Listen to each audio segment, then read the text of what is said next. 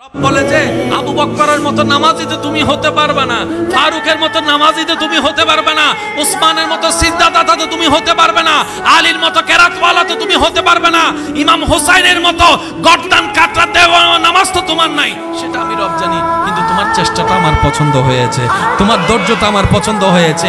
এই ধৈর্যটা, এই চেষ্টাটাই হয়তো একদিন রবের দয়াকে এমন ভাবে আমন্ত্রণ জানাবে, আপনার নামাজটা আল্লাহর রহমতে একদিন মেরাজওয়ালা নামাজও হয়ে যেতে পারে। সুবহানাল্লাহ।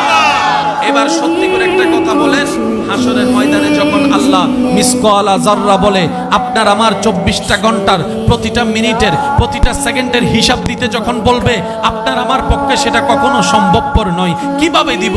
আরে গত 5 দিন আগের কাহিনী তো মনে নাই, এইভাবে কিভাবে দিব? 24 ঘন্টার হিসাব কিভাবে দিব?